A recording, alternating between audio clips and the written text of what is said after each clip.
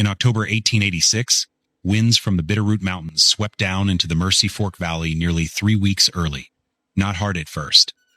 Not with the full violence the Bitterroot Mountains were capable of.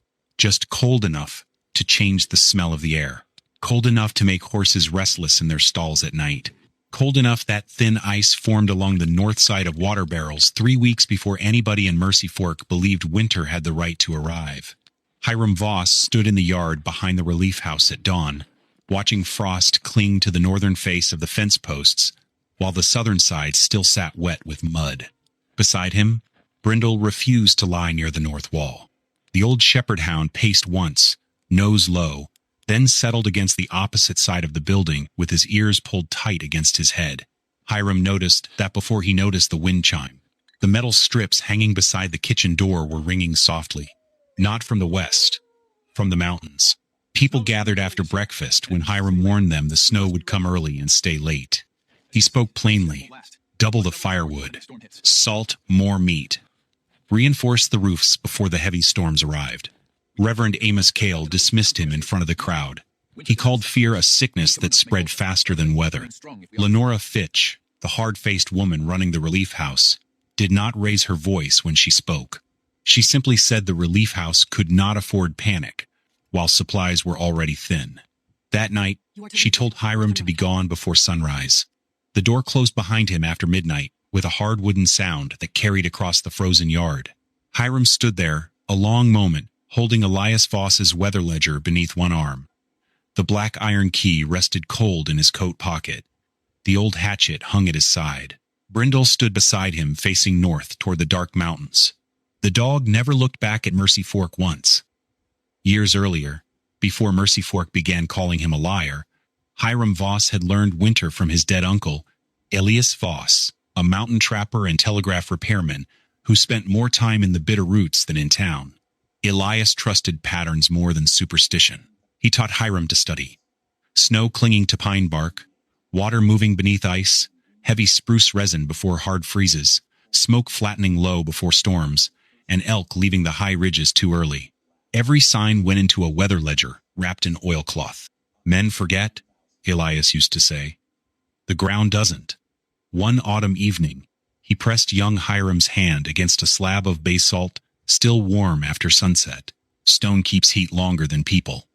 A few weeks later, the freight road through Cutter Pass froze, shut exactly where Elias predicted it would. Remembering his uncle's teachings, by the first week of October, Hyram had already filled 12 pages of Elias Voss's ledger. Elk were moving lower through the timber far too early. Thin rims of ice formed along the creek before sunrise, then stayed longer each morning. Crows crossed the valley in the wrong direction. Even the wind smelled different.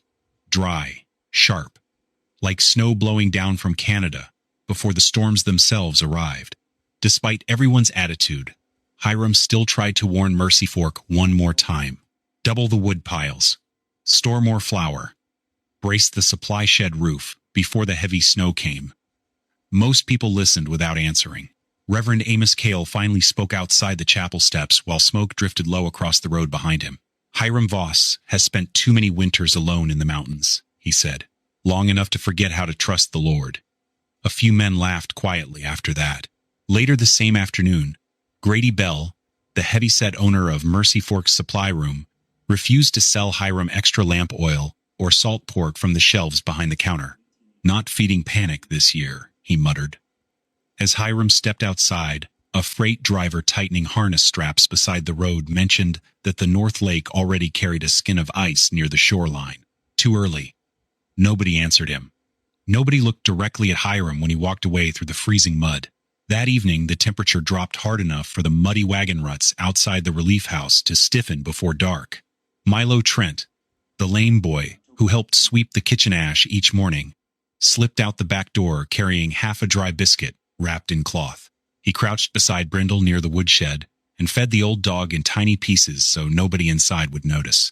Brindle took the food gently from his hand. A little later, while lantern light moved behind the frosted windows, Milo pulled an old folding knife from his coat pocket and tried to hand it to Hyram. "It was my paws," he whispered. Hyram closed the boy's fingers back around it. "Keep the only thing that still belongs to you."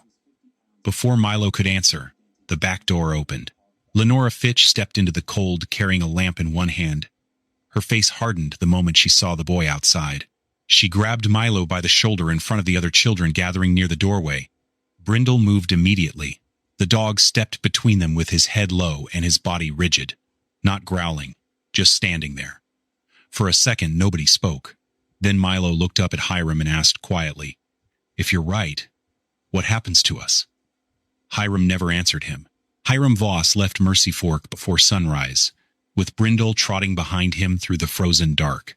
The valley still slept beneath thin chimney smoke and weak lantern light. Frost covered the wagon road like sifted flour. Somewhere behind the buildings, a loose sheet of tin kept slamming softly in the wind.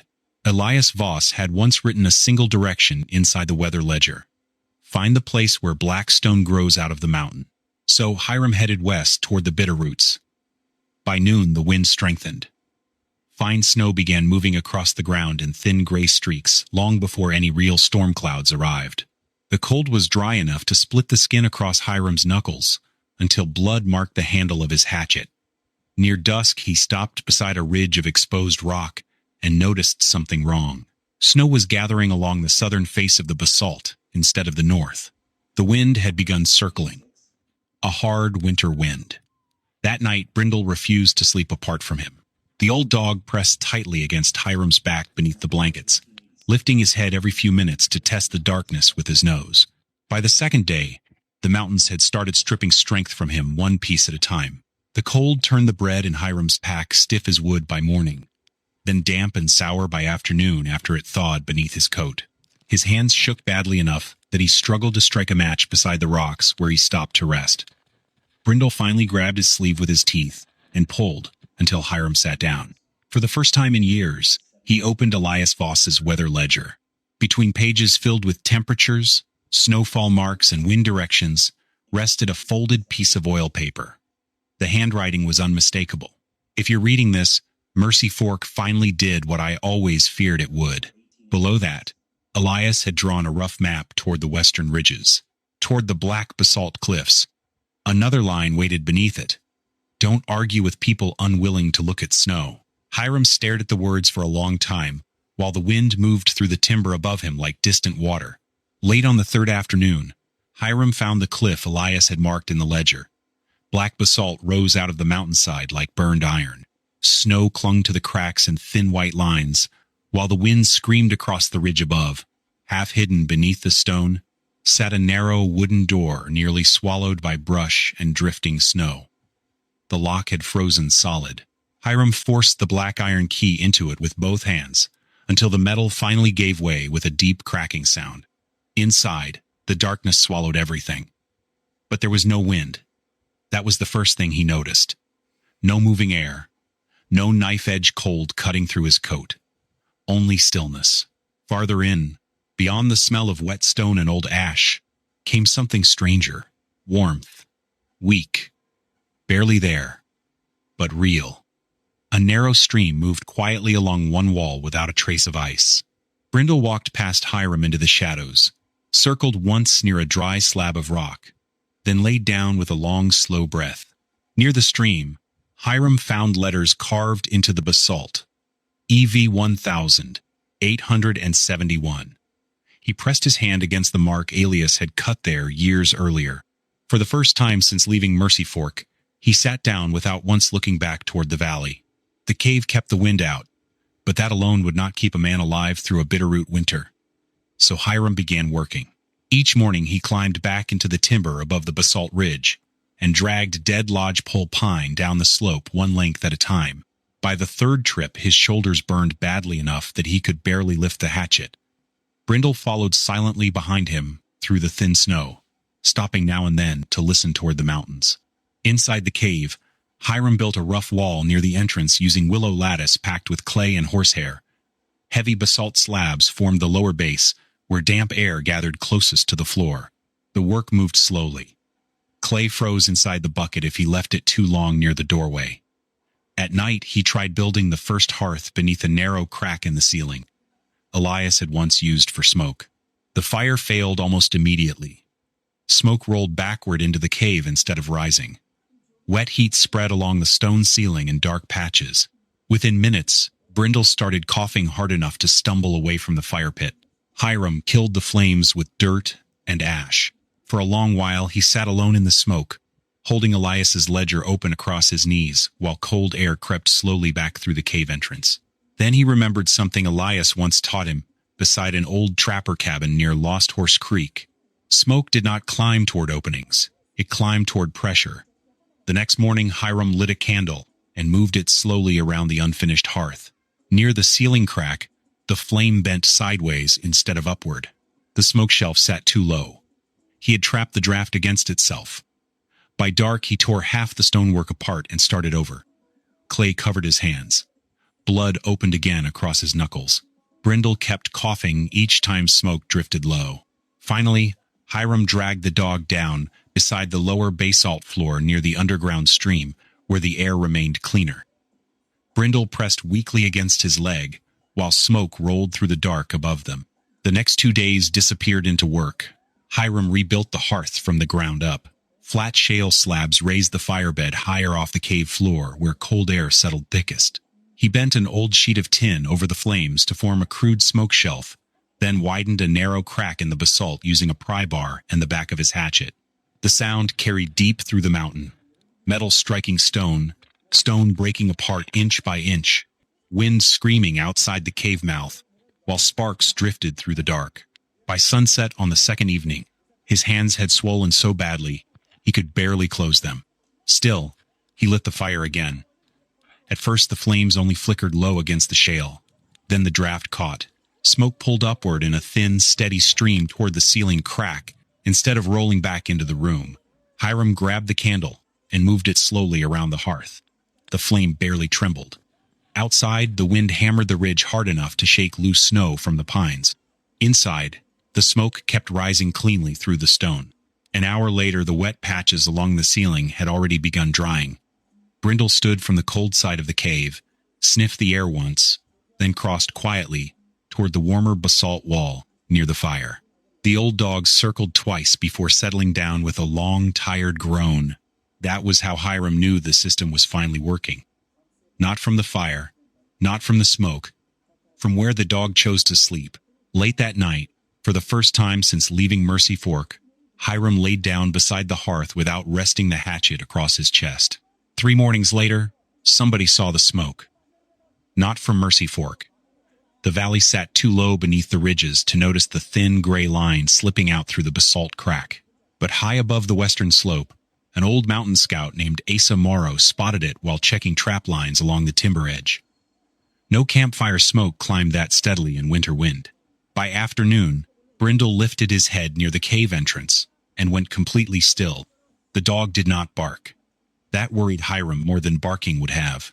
Brindle stepped in front of the doorway instead, nose raised toward the air outside, while snow drifted sideways across the rocks.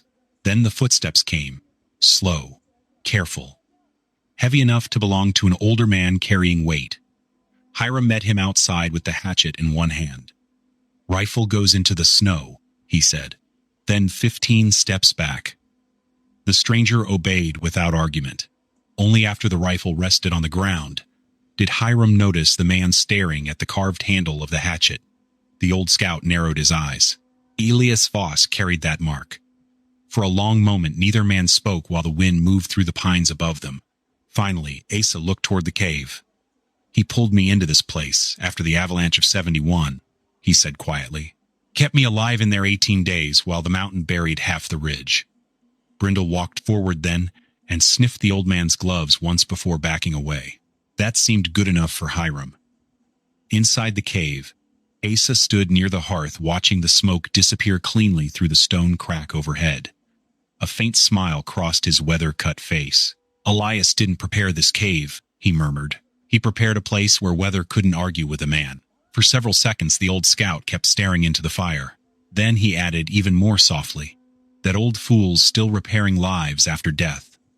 Asa Morrow stayed 4 days in the basalt cave before the next storm reached the ridge. The old scout taught without speeches. He taught by working. Hardwood burned slower than pine and held coals longer through the night. Bedding needed empty air beneath it, or ground moisture would crawl upward into blankets by morning. Fresh hides had to dry beside moving heat, instead of direct flame, or mildew would rot them from the inside. Outside the entrance, Asa spread gravel across the muddy ground to stop meltwater from creeping back into the cave. "Most winter shelters fail from wet before cold," he said once, while hammering frozen stone loose with a pry bar. For a while the system held. Then the temperature collapsed. The cold came fast after midnight. Wind struck the mountain hard enough to shake dust from the ceiling cracks. Thin moisture gathered along the lower basalt overhead, then froze into pale sheets of ice before dawn. By morning, the blankets felt damp again. Brindle abandoned his usual sleeping place beside the warm wall and moved closer to the entrance where the air stayed drier. That frightened Hyram immediately. The cave was breathing wrong again. He spent the rest of the night digging a narrow vent trench beside the smoke channel while cold air rolled across the floor around his knees. Clay packed beneath his fingernails. Meltwater soaked through his sleeves. More than once he stopped just to watch the candle flame and study how the draft moved through the room. Near sunrise, the change finally came. The ceiling stone began drying again. Moisture thinned along the walls. Brindle crossed the cave slowly, circled near the hearth, and laid back down in the old spot beside the basalt. Asa watched Hyram work through the entire night without sleep. The old scout gave a small, tired nod. "Elias used to fight shelters the same way," he said quietly. "Never trusted a roof until it failed once." A week after Asa left the ridge, Hyram began expanding the wood storage deeper into the cave. That was when he noticed the soil. Near the underground stream, beneath a shelf of basalt, one narrow strip of earth stayed soft no matter how cold the nights became. Steam did not rise from it. The warmth was quieter than that. Deep, steady, like heat trapped far below the mountain. Hyram tested it carefully. He mixed fireplace ash into the dark soil to loosen it. Old tin food boxes became shallow planting trays. From the bottom of Elias Voss's supply sack, he found onion tops, mountain cress, and turnip seeds wrapped inside faded cloth. The first attempt failed. Too much moisture gathered beneath the trays. Several seeds rotted before sprouting. Thin white fungus spread along the edges of the soil like frost. So Hyram changed the system again. He raised the trays onto flat, dry stones above the damp ground and cut a narrow vent crack into the basalt overhead to move the wet air away. Then he waited. 2 weeks passed. Outside, November buried the western ridges beneath snow. Wind hammered the mountain day and night.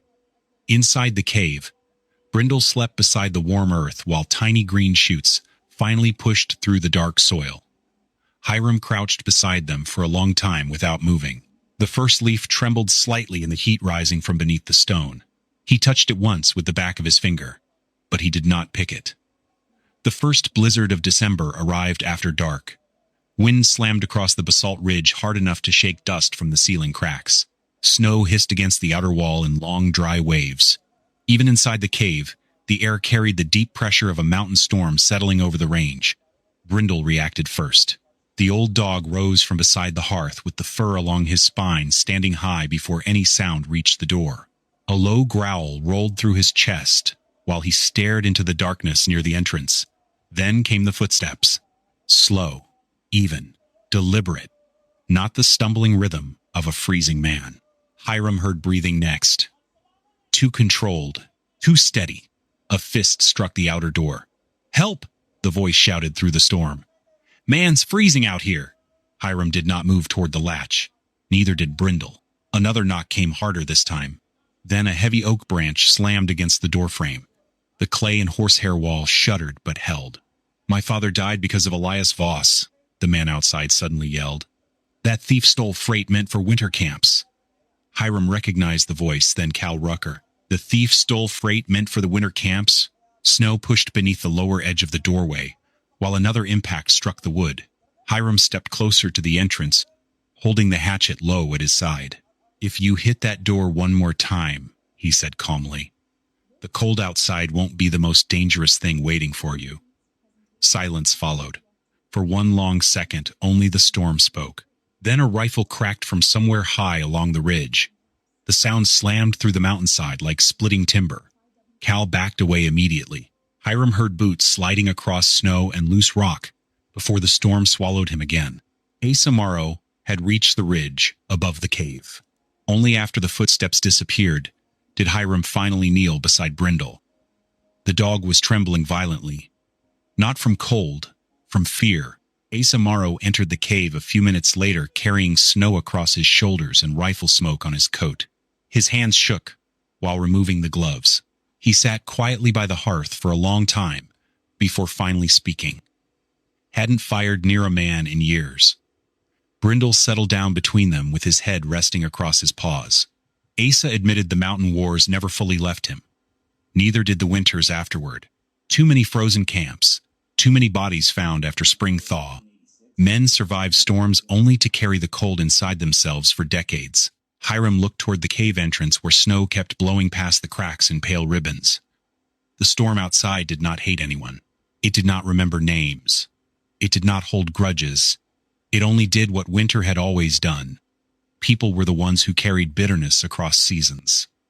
Asa rubbed his trembling hands together near the fire. "The storm don't remember who you are," he said quietly. "People do." A week later, Asa Morrow arrived through knee-deep snow carrying a folded scrap of paper inside his coat. The storm had buried most of the lower trail by then. Ice hung from the old scout's beard, while Brindle circled once around him before returning to the hearth. "Milo sent it," Asa said. Hyram unfolded the note carefully beside the fire. The writing leaned unevenly across the page. Children at the relief house had started coughing through the nights. Flour barrels were nearly empty. Lenora Fitch measured soup 1 spoon at a time now. Some people still called Hyram Voss a liar whenever his name came up near the chapel stove. Then came the last line. "I still believe you." For a long while, Hyram said nothing. Behind him, near the underground stream, the first mountain crests had finally grown thick enough to harvest. Small green leaves pushed upward beneath the black basalt, while warm moisture drifted faintly through the cave.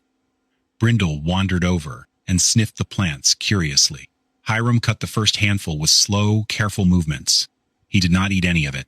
Instead, he wrapped the green leaves inside a clean cloth and placed them beside Milo's letter near the fire. The storms grew worse after mid-December. Snow buried fence lines across Mertcy Fork until only the upper rails remained visible above the drifts. Chimneys smoked day and night. Children coughed through the dark hours, while wagon roads disappeared beneath frozen wind-blown crust. Then, one evening, Clara Bell, Grady Bell's younger sister from the south edge of Mertcy Fork, stumbled out of the storm carrying her feverish son wrapped in blankets against her chest. Her son could barely breathe. The sound coming from the child's lungs was thin and wet, like air moving through water. Hyram pulled them inside without questions. Snow melted across the basalt floor while Clara lowered the boy beside the hearth. She never apologized for how Mertcy Fork had treated him. She never tried explaining why she had come. Instead, she quietly removed the wet wool scarf from around her son's neck and laid it beside the warm stones near the fire. Then she noticed the green plants growing beneath the black rock wall. For several seconds, she simply stared at them. Fresh leaves, in winter. Tears slipped silently down her face before she turned away. Hyram said nothing about it.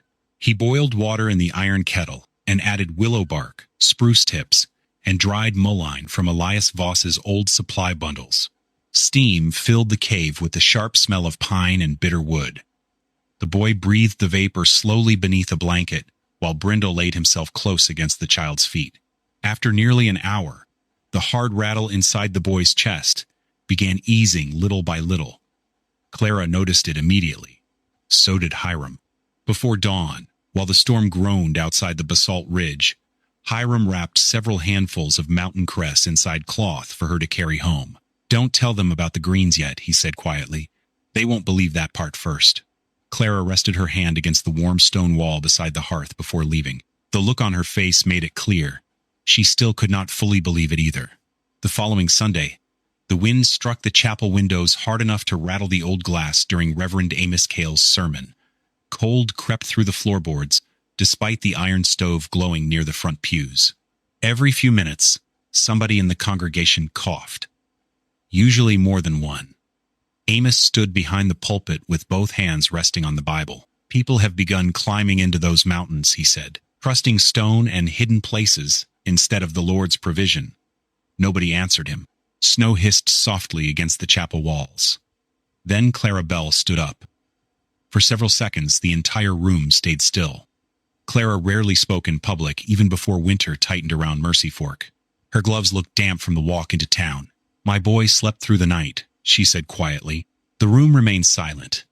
Clara swallowed once before continuing. "First full night in 3 weeks. No speech followed after that. No dramatic plea, just those few words hanging in the cold air, while everyone inside the chapel remembered the coughing that carried through the settlement after dark." Then another bench creaked. Grady Bell stood slowly near the back wall, with his hat turning nervously between his hands. "I should have stored more flour before the roads closed," he admitted. "Voss warned me." Nobody mocked him either. Outside, the storm pressed against the windows again with a low, moaning sound. Amos Kale looked down at the open Bible in front of him. His jaw tightened once. The chapel waited for him to continue preaching.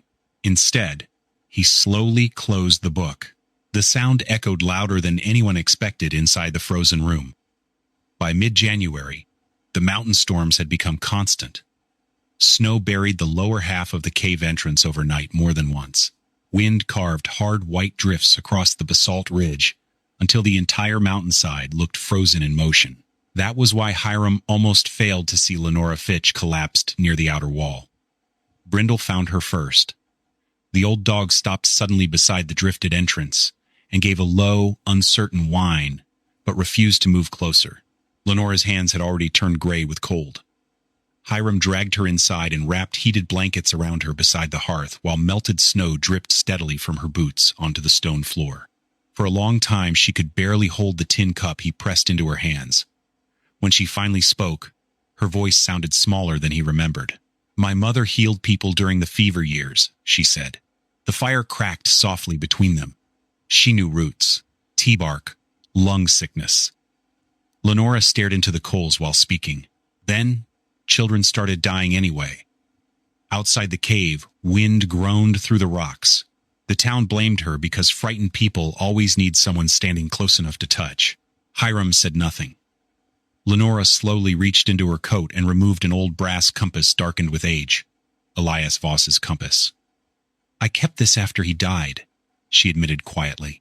"Not because I hated him. Because I knew what happens to people who understand things others don't." Her hands trembled harder after that. "I thought if Mertcy Fork pushed you away early enough, maybe they wouldn't destroy you completely later." The cave remained silent except for the wind and the low shifting sound of coals beneath the shale. Hearth. Hyram took the compass from her carefully. Then he placed it back beside her hand near the warm stone without another word. Hours later, exhaustion finally pulled Lenora asleep beside the fire. Only then did Brindle slowly cross the cave and lower his head across her feet. By the first week of February, Mertcy Fork had stopped pretending winter might still loosen its grip. The stage road vanished completely beneath drifting snow. Men probing ahead with fence poles could no longer tell where the road ended and the frozen creek began. The flour barrels inside Grady Bell's storage shed ran nearly empty.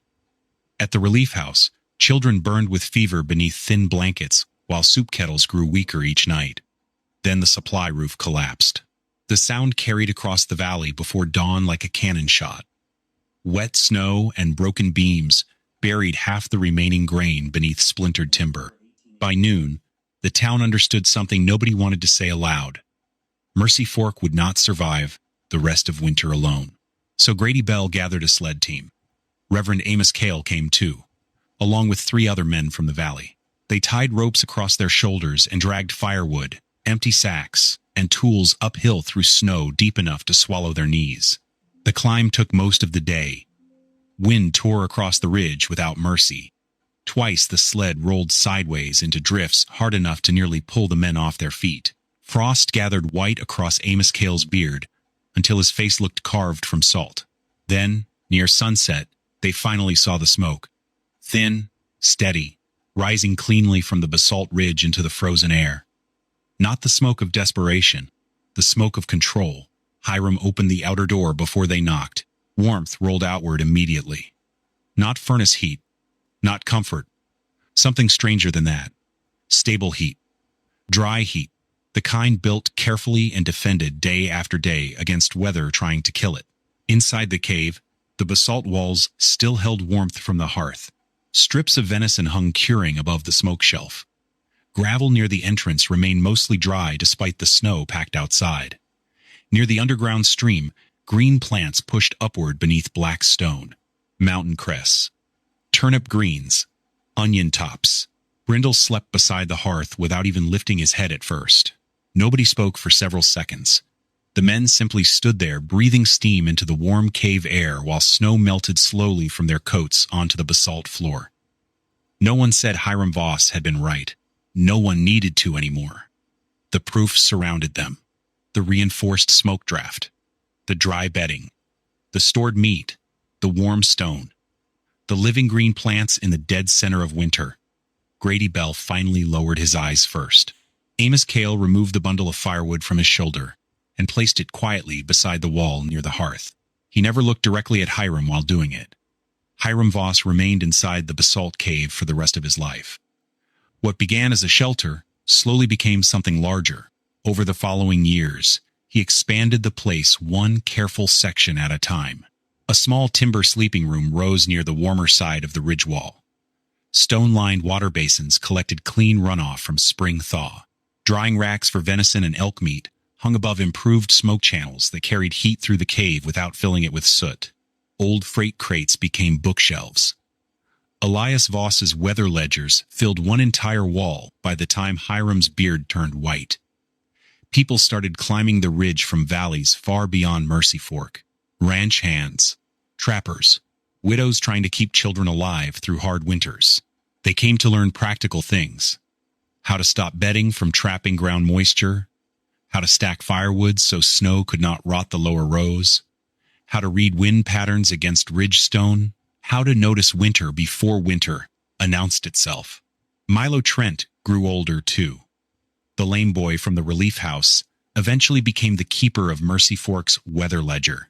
Every autumn, he walked the valley roads recording frost depth, creek ice, snowfall direction, and elk movement exactly the way Elias once taught Hyram. And every winter, thin smoke still rose from the basalt ridge. By then, Brindle had grown old enough that his muzzle turned nearly white. Most evenings, the dog slept beside Hyram's chair, near the hearth exactly as he had during that first winter inside the cave. Outside, the bitterroot wind still came down hard across the mountains. Storms still buried roads, cold still killed careless men. Snow still ignored prayers. But Mertcy Fork had changed. The people there finally understood that weather was not cruelty. It was language. And for the first time in its history, someone had taught the valley how to listen. Do you think Mertcy Fork would have survived that winter if Hyram Voss had stayed silent about the early snow?